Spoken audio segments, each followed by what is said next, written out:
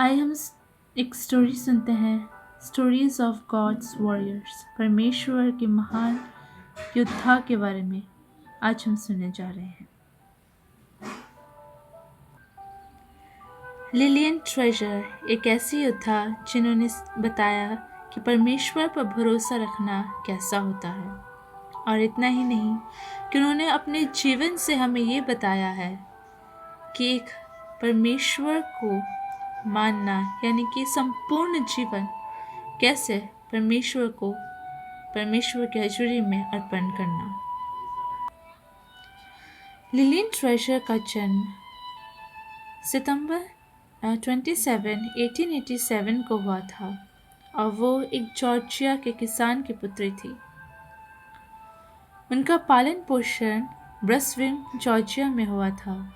जब वे छोटी लड़की थी तो उन्होंने अपने घर के पास एक जंगल में एक लट्ठे के पास घुटने टेक कर यह प्रतिज्ञा की, हे प्रभु, मैं आपकी छोटी लड़की बनना चाहती हूँ। फिर उन्होंने हियाब के साथ ये शब्द जोड़े, हे प्रभु, यदि मैं कभी आपके लिए कुछ कर सकूं तो आप मुझे अवश्य बताएं और मैं उसे करूंगी। जब लिलियन अपने महाविद्यालय का अध्ययन समाप्त किया तो वे किसी समाचार पत्र के लिए काम करना चाहती थी, परंतु लिलियन को समाचार पत्र की वैसी नौकरी नहीं मिली जैसी वे सच में चाहती थी। उन्हें नौकरी पर बुलाया तो गया, लेकिन वहां के कर्मचारियों ने उन्हें गलती से ये कह दिया कि वो नौकरी किसी अन्य व्यक्ति को दे दी गई। इसी दौरान उनकी मुलाकात मिस पैरी से हुई, जो उनके शहर ब्रसविक जॉर्जिया के पास एक अनाथालय चलाती थी। लिलियन ये नहीं जानती थी कि यही वही स्थान था जहाँ पर उन्हें उनके पूरे जीवन के मिशन कार्य के लिए प्रशिक्षण प्राप्त होना था।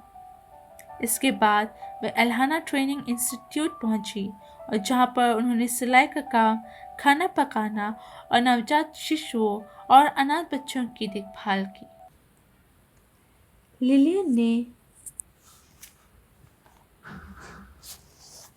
ने ओहायो में गॉड्स बाइबल स्कूल में अध्ययन किया और फिर वे परमेश्वर की बुलाहट के अनुसार वे निकल पड़ी, ये न जानते हुए कि उन्हें कहाँ जाना है। उन्होंने अपने सामान को लिया और पिट्सबर्ग, पेंसिल्वेनिया में एक मिशनरी सम्मेलन में भाग लिया। उन्हें निश्चय था कि जैसे परमेश्वर ने अब तक प्रबंध किया था वो आगे भी करेगा, और उसने ऐसा ही किया। किसी ने लिलियन को प्रतिज्ञा मांगने को उत्साहित किया। लिलियन ने अपनी बाइबल खोलकर प्रेरितों के काम 7:34 को पढ़ा। मैंने सचमुच अपने लोगों की दुर्दशा को जो मिस्र में है देखी है, और उनकी आह और उनका रोना सुन लिया है। इसलिए उन्हें छुड़ाने के लिए उतरा हूँ। अब आ और मैं तुझे मिस्र भेजूंगा। वे परमेश्वर की बुलाहट की आज्ञा पालन करते हुए वे निकल पड़ी। हॉलीनेस चर्च जहाँ वे जाया करती थी उनकी सहायता नहीं कर सकता था, तो उन्होंने अपना सारा सामान बेच दिया और वे परमेश्वर की इच्छा का इंतज़ार करती हुई बैठी। और वहाँ पर अगले ही दिन शरद ऋतु में मिस्र जाने वाली जहाज भी चढ़ गई। लिलियन ट्रेजर अपनी बहन जेनी के साथ अपनी जेब में $100 से भी कम पैसे लेकर मिस्र पहुंची। ये न जानते हुए कि परमेश्वर उनसे क्या कराना चाहता है।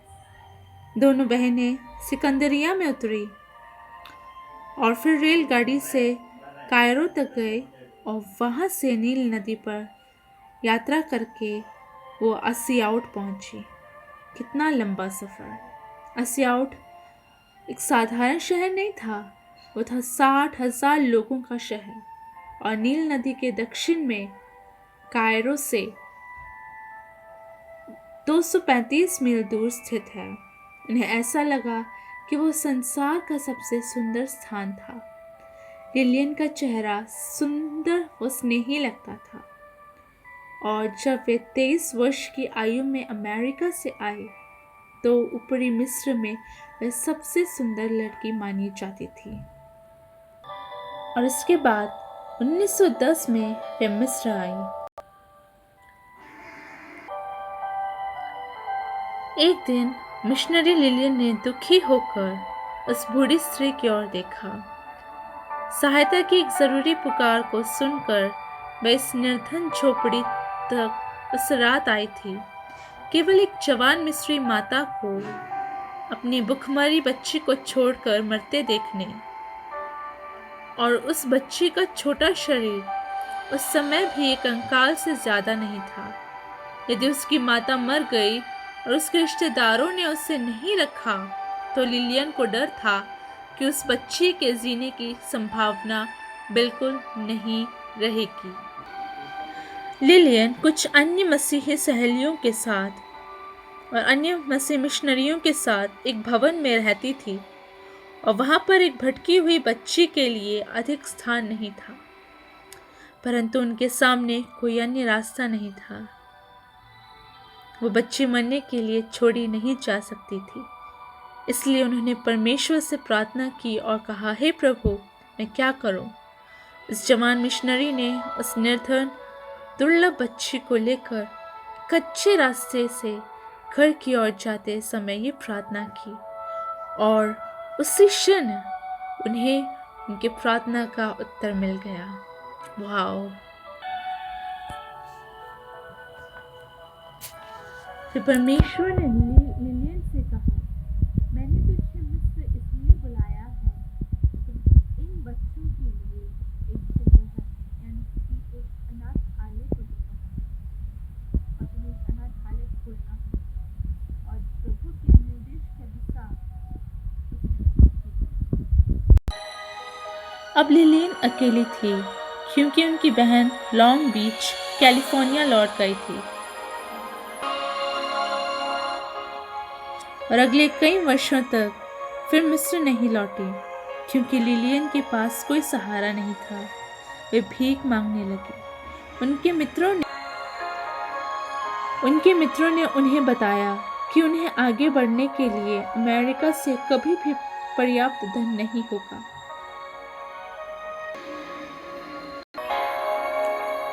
वे गधे पर पैसे मांगने जाया करती थी और कई बार उसके बदले उन्हें बच्चे मिल जाते थे।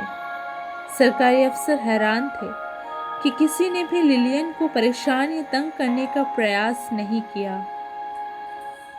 राज्यपाल ने ताना मारकर उनसे कहा कि गधे पर सवारी करना बहुत लज्जाजनक बात थी, विशेषकर क्योंकि वे एक सुंदर युवती थी। लिलियन ने उन्हें याद दिलाया कि गधा उनके प्रभु की माता के लिए उचित था और उनके लिए भी बिल्कुल उचित था। वे गधे पर सवार महिला के नाम से जानी जाती थी। कई बार लिलियन सोचती थी कि उनके सारे बच्चों के लिए भोजन खरीदने का पैसा उन्हें कहां से मिलेगा। क्योंकि वे मिस्री नहीं थी तो उन्हें काम करने की अनुमति नहीं थी और उन्हें कोई भी मिशन बोर्ड से सहायता तक नहीं मिलती थी। लेकिन उन्हें ये विश्वास था कि प्रभु प्रबंध करेगा और वह सदैव ऐसा ही करता था। परमेश्वर सदैव लिलियन के लिए प्रबंध करता था और प्रभु हमेशा प्रबंध करने वाला परमेश्वर है। एक सुबह जब घर में कुछ भी खाना नहीं बचा था, जवान लड़का एक संदेश लेकर उनके दरवाजे पर आया। क्या यही वो स्थान है जहाँ पर भेकर बच्चों को लिया जाता है? उसने लिलियन को नोट पकड़ाते हुए जिज्ञासा पूर्वक पूछा। हाँ, यही वो स्थान है, मिशनरी ने उत्तर दिया। उस मिशनरी ने अपने हाथ में रखे सिक्कों के ढेर को देखा और उन्हें गिनकर 7 मिस्री पिएस्टर पाए, जो कि लगभग 35 सेंट के बराबर थे। एक पिएस्टर से एक डबल रोटी खरीदी जा सकती थी और 7 पिएस्टर उनके छोटे परिवार के लिए कुछ दिनों तक भोजन उपलब्ध करा सकता था।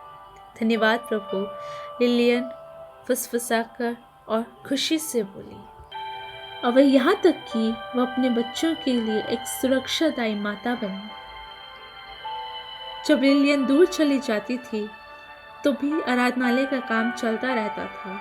बड़ी लड़कियां खाना पकाती थी और छोटे बच्चों की देखभाल करती और लड़के कुर्सियां बनाकर शहर में उन्हें बेचने जाते थे।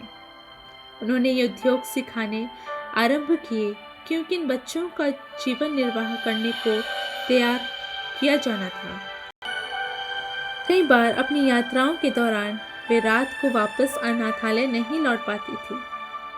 यदि कोई उन्हें सोने के लिए सुरक्षित स्थान नहीं देता था तो वे सबसे पास वाले पुलिस स्टेशन जाती थी और वहां एक जेल के कमरे में अपने गधे के साथ रात बिताती थी। मिस्रियों को विश्वास नहीं होता था कि वे कितनी दृढ़ निश्चयी थी और एक अमेरिकी महिला किस प्रकार उस गर्मी को सह सकती थी। और वे उनके पास कोड से पड़े हुए बच्चे भी थे जो कि उनके माता पिता से दूर किए जाते थे इससे पहले कि उन्हें भी कोई बीमारी लगे। उन्होंने कभी भी किसी बच्चे को अपने अनाथालय से वापस नहीं लौटाया। वे एक ऐसी औरत थी जो कि अपने बच्चों को देखभाल करती थी। उन्होंने अपने जीवन में कई सारे दुख, तनाव और मुश्किलों का सामना करते हुए उन्होंने अपने बच्चों की देखभाल की। एक बार की बात है जब अनाथालय में गोलियां बरसने लगी तो वह अपने सारे बच्चों को लेकर एक ईंटों वाले मकान में छुपने लगी, लेकिन अचानक 2 बच्चे अनाथालय में रह गए। तो वे वापस गई और कहा कि रुको। अचानक अंधेरे में से आवाज आई, रुको। अचानक अंधेरे में से आवाज आई, कौन है? गोलियां चलने लगी। वे मेरा पीछा कर रहे हैं। लिलियन ने भयभीत होकर सोचा। जमीन पर लेटते हुए वे गड्ढे तक रेंगती हुई गई और उसमें शांत होकर लेटती गई। रास्ते में दौड़ते हुए पाँव की आवाज आई और सिपाही उस अज्ञात आकार को ढूंढते रहे जिसे उन्होंने देखा था। अचानक लिलियन ने महसूस किया कि वे उस गड्ढे में अकेली नहीं थी। उनके पास एक मृतक सिपाही का शव पड़ा हुआ था। उन खोजने वाले सिपाहियों के पदचाप पास आते गए और लिलियन चुपचाप प्रार्थना करती रही। अचानक एक भारी बूट उनके कंधे पर आ पड़ा और अंधेरे में एक सिपाही बिल्कुल उनके ऊपर खड़ा हो गया। लिलियन सांस रोके रही, परंतु ऐसा लगा कि उस मनुष्य ने सोचा कि वो किसी मृतक सिपाही पर चढ़ गया था, क्योंकि वो आगे बढ़ता ही गया। चुपचाप लेटे हुए लिलियन रुकी नहीं जब तक बूटों की आवाज और बोलने का शब्द दूर होता चला गया। फिर ध्यानपूर्वक जमीन पर रेंगते हुए वे आगे बढ़ी। सोने के कमरे में उन दोनों रोते हुए शिशुओं को ढूंढकर वे फिर से ईंटों के भट्टे की ओर रवाना हो। ओह मामा लिलियन, आप आ गए। परमेश्वर का धन्यवाद हो। उनके बच्चे बड़े धीमे से बोले जब वो मिशनरी भट्टे की कच्ची जमीन पर बैठी हुई सुरक्षित अपने बच्चों के साथ। लिलियन ट्रेजर सबके लिए एक आश्रय का कारण बनी। अस्याउट की सरकार मिस लिलियन के कार्य में रुचि लेने लगी और सरकारी अनुमोदन से उनकी सेवा बढ़ती गई। जब अमेरिका से धन नहीं आता था और अस्याउट के निवासियों से काफ़ी अनुरोध किया जाता था तो वे गधों पर सवार होकर गांव वालों से पैसे, मुर्गियां, सब्जियां और गेहूं इकट्ठा करने के लिए अपने सूती कपड़े पहनकर दूर दूर जाया करती थी, जो एक विचित्र नज़ारा था। पुलिस ने उनकी सहायता की और उन्हें पुलिस स्टेशनों में सोने की अनुमति दे दी। एक 8 वर्ष की आयु का लड़का अनाथालय में भर्ती कराया गया। जब उसके पिता को जेल भेज दिया गया, वो लड़का खुश था और सप्ताह में एक बार एक बड़ा लड़का उससे उसके पिता से मिलने जाया करता था।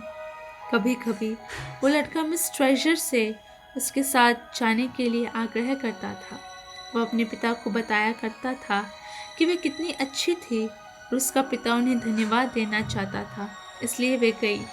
जेलर ने दरवाज़ा खोला और सामने कई कमरे थे जिनमें उस लड़के का पिता भी था, और वो लड़का उत्साहित था अपने पिताजी से ये कहने के लिए, देखो मैं सुरक्षित हूँ। और अब लिलियन ट्रेजर नील नदी की माता कहलाई। कई बार पर्यटक अनाथालय को देखने आया करते थे। जब स्कॉटलैंड के लॉर्ड मैकेल अनाथालय का दर्शन करने आए तो उन्होंने लिलियन को $100 दिए, और जो कुछ उन्होंने देखा था उस पर विचार करते हुए वे वापस घर लौटे। फरवरी 1935 में लिलियन को एक तार मिला कि वे एकदम कायरो आए। वहाँ पर लॉर्ड मैकेल ने उन्हें $5000 दिए। इसके बाद उनके दान $20,000 से अधिक हो गए और उन्होंने स्कॉटलैंड में भी शिशु गृह यानी कि अनाथालय प्रारंभ किया।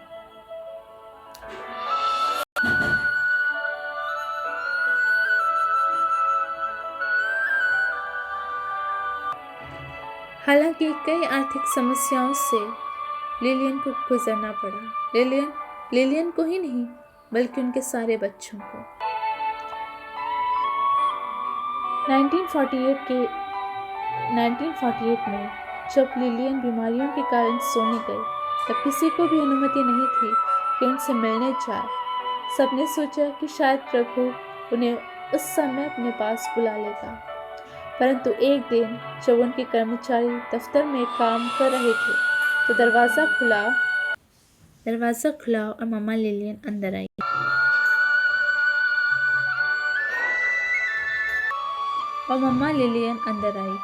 असामान्य उत्साह के साथ वे बोली, मित्रों, मैंने वापस काम पर आने का निर्णय लिया है। मैं काफ़ी समय पलंग पर रह चुकी हूँ। उनका ये विचार था कि यदि प्रभु उन्हें उठाना भी चाहता था तो उन्हें निश्चय था कि वो नौकरी पर होगा, बिस्तर पर नहीं। ये विस्मरणीय घटना प्रभु के द्वारा उन्हें उनके स्वर्गीय घर में अनंत ले जाने वाले के 10 वर्ष से भी अधिक पहले हुई थी।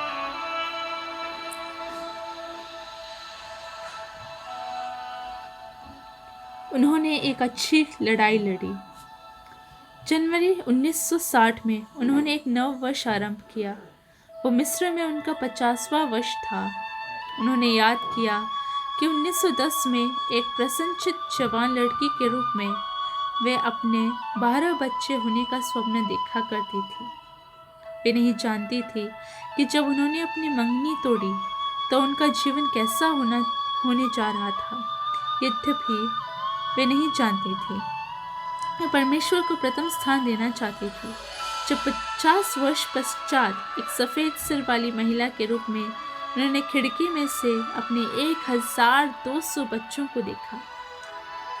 वहाँ पर दर्जनों इमारतें और बड़ी और छोटी नहर पर बिखरी हुई थी।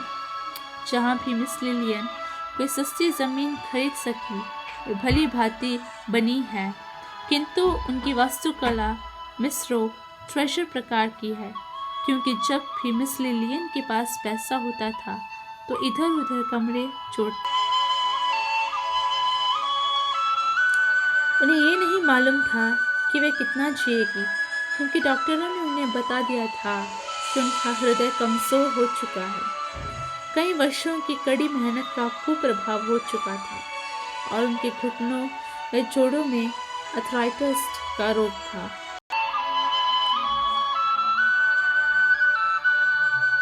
यह प्यारी मिशनरी अपने संपूर्ण हृदय व प्राण से प्रभु पर भरोसा करके सितंबर 17, 1961 को प्रभु के पास चली गई। जब वे मरी तो तब 13 ऑर्फनेज इमारतों में फैल चुका था, जिनमें एक चर्च, एक हॉस्पिटल और एक स्कूल था।